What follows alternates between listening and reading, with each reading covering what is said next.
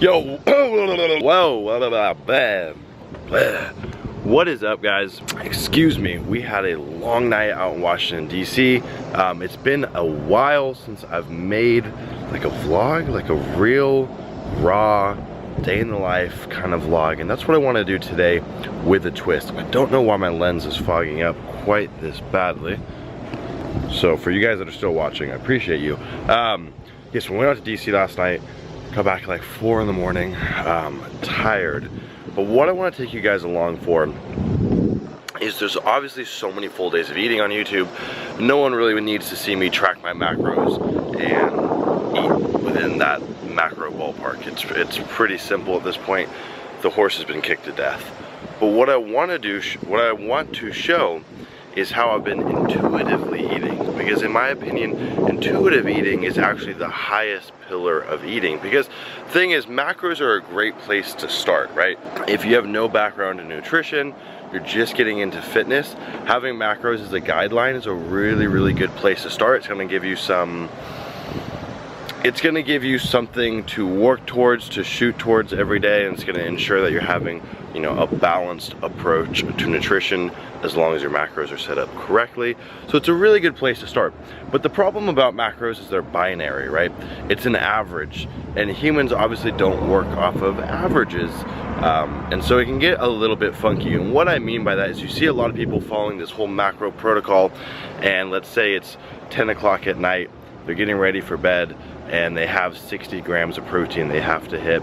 In their head, they say, oh, I need to go and eat these 60 grams of protein to hit my macros, but my body doesn't really want to eat those 60 grams of protein. And I think unless you're a fitness competitor, right, I think that's just a terrible approach. A better approach is to get more in tune with our body, eat when we're hungry, eat intuitively, and really be conscious of what our body needs, because there is some level of intelligence that the body has if you have clarity within yourself. Obviously, if you're still going off of lower level impulses and just eating Twinkies, it's going to be hard to listen to your body. But once you've established a healthy relationship through tracking macros, through eating clean, then you can kind of let off the reins a little bit, eat intuitively, and have amazing results. Currently, I'm 192. The most I've ever weighed in my life. As you guys know, I did a show 2 months ago. I've just subtly rebounded, still staying relatively lean. I'll throw up a little clip right there of me showing the package yesterday after the workout. So still staying relatively lean, but putting on really quality weight, and I've been doing this just by eating intuitively. And some days I'm probably eating at maintenance, and some days I'm eating above maintenance, and some days I maybe even be in a deficit, and that's okay though, because it all averages out in the long term to be roughly a surplus, or at least that's what the scale says, because I've been climbing consistently. So, long-winded answer, but I don't think there's enough people out here preaching intuitive eating, and once you've built up this skill within yourself, you too can crack into this, listen to the intelligence your body has, and eat when you feel hungry, and eat foods that feel good for you, and eat the macros that work with your body just off of intuition. So, that's what I'm gonna do. We're gonna get our very first meal in. It's about 11 o'clock right now. Woke up really late, and I'm doing all my Sunday check-ins because it's check-in day with my clients. So we're gonna get that started. Enough rambling, let go.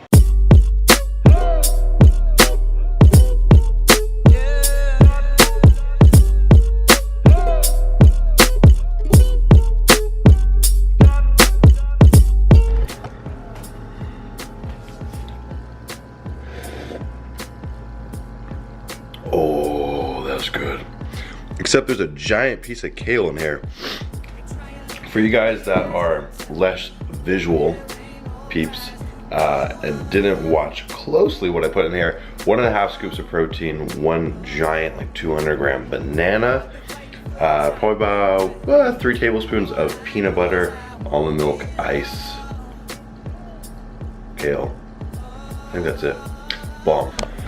So game plan now, drink this, finish up some emails, then Zach and I are actually gonna go do a little grocery shopping. So I'm gonna show you guys what we're buying on a budget that's keeping us full, keeping us high on the protein, keeping us making gains, and allowing us to eat intuitively and eat clean. Honestly, we've just been putting really good quality food in our body, and it's been showing in the way we feel, in our physiques, in our performance in the gym. So let's go do that. My kind, ain't no doubt about it.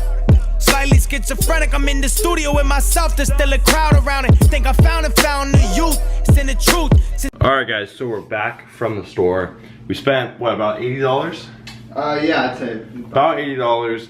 I'm gonna show you essentially everything we got. There's a lot of repeats. We got like 6 packs of ground turkey. That's a staple. Egg whites.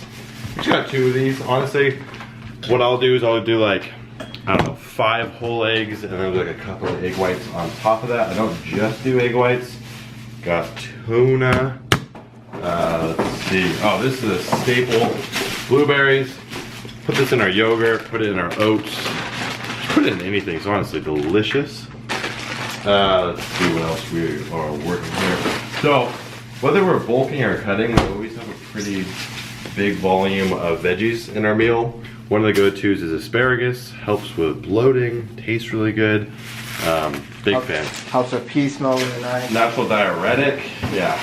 A lot of brock. Actually, speaking of a lot of brock, this thing needs to go. Old broccoli. Peace out. This one too? No, that one's good. Let me see what else we got here. More ground turkey, of course. No shortage of ground turkey up in here. We got this Nando's sauce. We've actually never been to Nando's, but everyone in the fitness industry loves Nando's. So we're gonna try this, and it was 80 cents, so I feel like you can't go wrong. Yeah, that's the hot flavor. The secret Nando's sauce, if you know what I'm talking about. And let's see, we got mushrooms, again, just more volume, taste amazing. Trying out these Boca burgers. These were like $2.50. 15 grams of protein per burger, and only 5 grams of carbs for 15 grams of protein. That's a solid deal. So, I'm gonna roll with those. Those are meatless. Yeah, what's in here? Oh, yeah. Also, rolled the dice on this. Stevia, that's just a classic. We use that for a lot of things. But roll the dice on these. So these are actually made out of vital wheat gluten, which has phenomenal macros. So 10 grams of fat, 5 grams of carbs, and 21 grams of protein for one of these bad boys. It's not a soy product, it's a wheat product. So if you have any discomfort with eating wheat, or you're allergic to wheat or gluten, stay away from these. But if you're not, for $4, and there's what, 6 sausages in here, 21 grams protein each, that's a play. Refrigerator's beeping at us. All right, what else we got in her? Another massive staple for Zach and I, which we're about to eat right now, actually, is Greek yogurt. Huge old thing, Greek yogurt. We'll leave that one out. Sugar-free creamer. Black beans, good source of fiber, super cheap. Decent protein. Honestly, I just like the taste too. Slow digesting carb. And last but not least, 18 cage-free eggs. Can't go wrong. So what we're about to do right now, make up a quick meal. I'm gonna charge my phone, get my gym clothes on, and then we're gonna go smash a shoulders workout, which I'm gonna take you guys along for. So let's do it. About a serving, maybe a little bit more than a serving. This is my second meal so far today. Whoops. Then, for some carbs, I'm gonna throw in some of these. They're essentially just grape nuts. It's like a knockoff grape nut. Add a little crunch, add a little texture. You know what I'm saying? Boom. Do about, I call it half a cup or so. So right here is the pre-workout meal. Smash this and it's go time.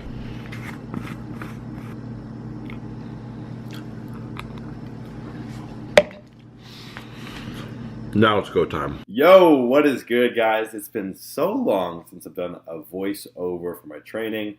So today is the day we get back into it. We're doing shoulders on this lovely day. I'm warming up with just a little light band. This thing had very little resistance, just working on my thoracic mobility. Warming up those rotator cuffs feels good. This is actually a new stretch I've been integrating. I don't even know what I would call this, honestly. It just feels really good on my lower back. It feels good to press up with my shoulders, as you see there. Looks a little bit goofy, but it just feels great. It feels really good. It actually feels good on my abs as well. So you kind of look like a fool doing this, but I highly recommend giving it a try. I've been working in some more medicine ball stretches, and honestly, they just feel fantastic. So I did a little more warming up that I didn't film, but this was kind of like the main part of my warm-up. I did this for about 10 minutes before I got into my training. My very first movement were these handstand presses, and we're actually going a little bit deeper than normal because I set up these 2 blocks here. This has been a fantastic strength movement for me, mainly because I've been working on a little bit of calisthenics, and this does translate a good bit. As you can see, I'm still using the wall for support.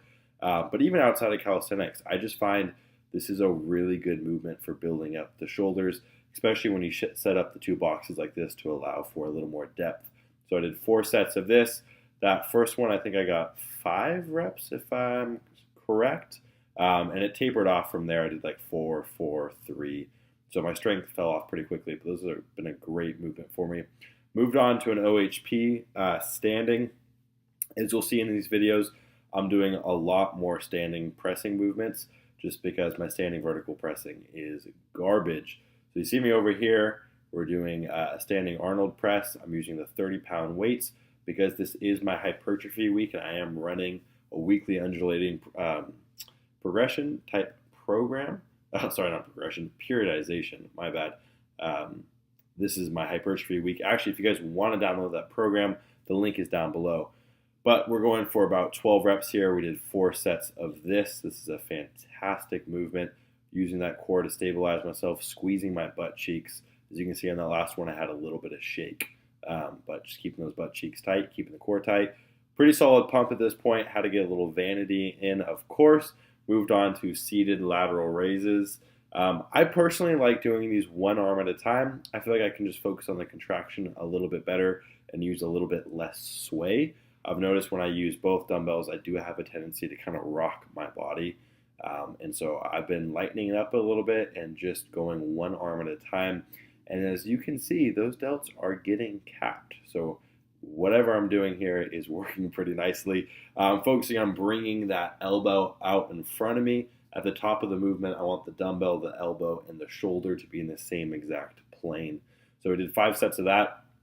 Then I moved on over to this cool little variation. I've never seen this done before in a gym. This is like a rear delt and trap variation using the lateral raise machine. You just put your head up against that chest support right there, put your dome piece on there, and drive with the elbows. I did 4 sets of 15 roughly on this. And then what I did, I supersetted it with a seated lateral raise for about 12 reps, give or take. I'm actually a big fan of doing seated lateral raises on here on this machine because, like I said, it actually forces you to keep your elbows and your arms in the right plane. What I've noticed is a lot of people will do lateral raises and they'll bring the dumbbell directly out to their side and they'll have their arm completely straight. And while you can get some activation in the medial head of the delt, a lot of times it puts a hell of a lot of strain on your elbows. And I personally feel like it puts a little bit of strain on my shoulders in a way that I don't like. So doing it like this is nice because I can kind of put my elbow out to the side, hold that 90-degree angle, and really get some resistance in the right places on my shoulder. I also do feel this variation a little more in my rear delts as well, which is an area that we probably all need to work on, myself included. That's been a big focus of this training block. After coming out of that show, 2 things I took away is I needed to develop my rear delts and I needed to develop my chest a heck of a lot. So I finished up with a kettlebell rear delt fly, did about 4 sets, 15. I actually upped the weight on the next set, which I did not film. On this one, I was using a 15-pounder and it was way too light, so I went up to 25 pounds for that next set. This is actually a really nice movement. I really, really enjoy the way this feels on my rear delt. Again, as you can tell, I'm going one arm at a time, just for momentum reasons. I like to slow it down a little bit more. And for me, it's a lot easier to focus on contracting one muscle versus 2 muscles. So back to the video. Ooh, it is a wet one out. just ran back from the gym, and what I didn't show you guys is I did hit the sauna after. This is something I've been integrating after all my workouts. I go from about 15 to sometimes like 30 to 45 minutes if I can push it. That's pretty tough. That's not every day, but at least 15 minutes. And the benefits for me have been pretty immense. Obviously, there's a ton of research that shows that saunas help increase our VO2 max, help spike growth hormone temporarily. But those things are cool, but what I really enjoy about the sauna is it's reminiscent to working out. There's just that element of pushing yourself a little bit, and it's kind of uncomfortable, especially once you get past that 15-minute mark. It feels a little weird, and I like that. And I like kind of just pushing the envelope a little bit more. So it's kind of like a workout after my workout in a weird way, and then you leave and you just feel zen. You feel calm, you feel so happy. The heat releases these endorphins and you just feel, oh, you feel good. So I highly encourage you guys to check that out. Something I've been playing with is really just extreme temperature therapy. So I've been doing a lot of like cold water work. So it's cold showers or jumping in the cold pool right over there. I don't know if you guys can see it. Or going on the flip side and doing some more heat orientated work, which has just been the sauna. So shit's rad. I'm gonna go back inside, get some work done, then we're gonna have our post-workout meal. I typically like to wait about an hour after I train before I eat. One, because I'm typically not hungry, and two, there's research that supports it's actually better to eat a little bit after your workout. So that's what we're gonna do. Much love.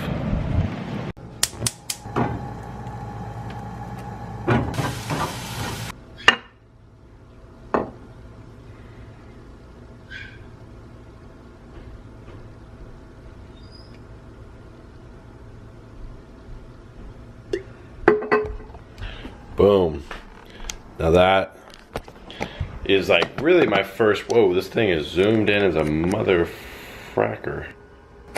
It's like my first real solid meal of the day. Up until this point, I just had that smoothie and yogurt. So here we got 2 servings of black beans, like 6 ounces of ground turkey, 2 of those Boca burgers that I got today, which are the vegetarian burgers, 15 grams of protein per burger, mushrooms, broccoli, and a little bit of this Nando's peri peri.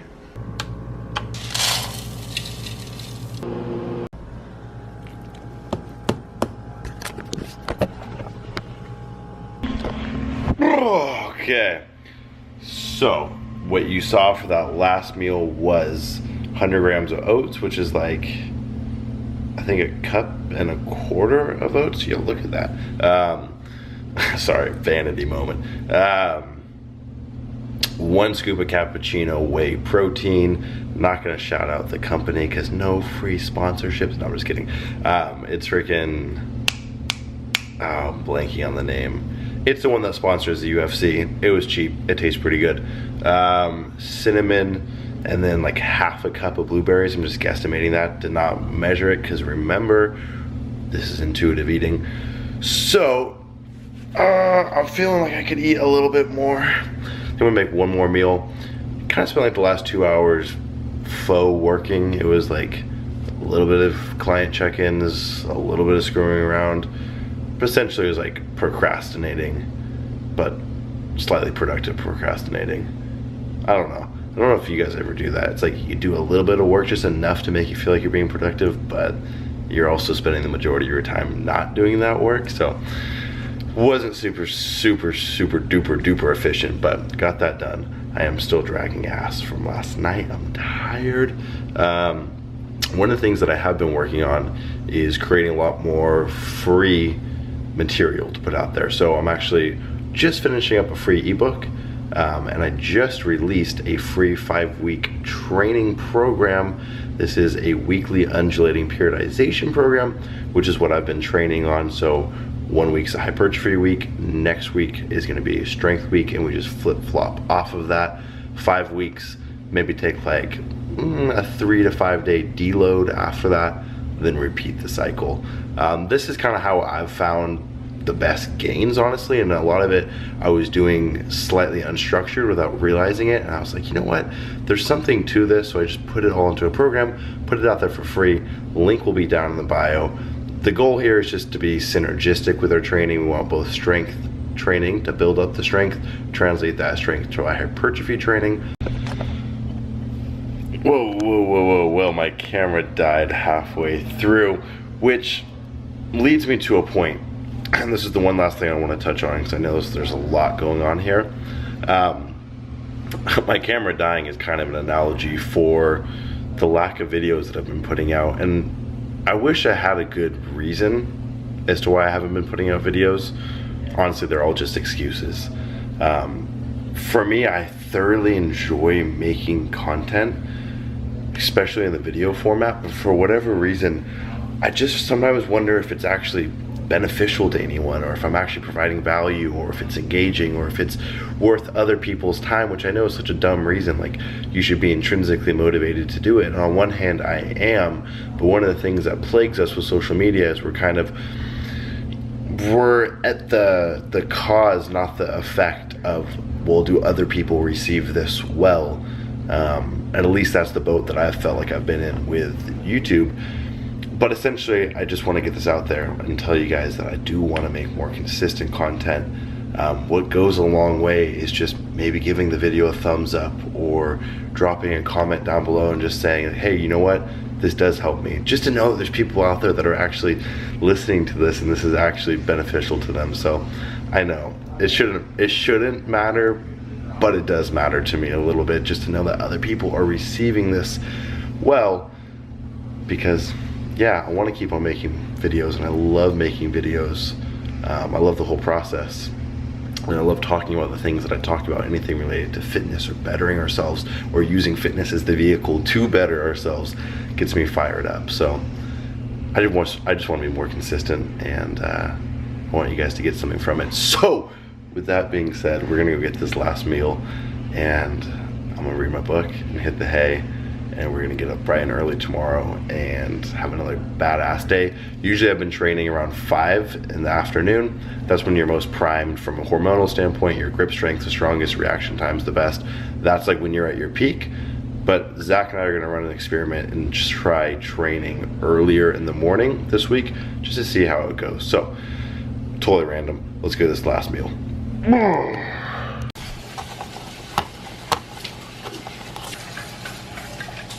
That's a hot take. Let me look this. So my dad's taking it in to get it repaired first. Oh, good. Once it gets out of the way. Good. That's exciting. Nowadays is a good one.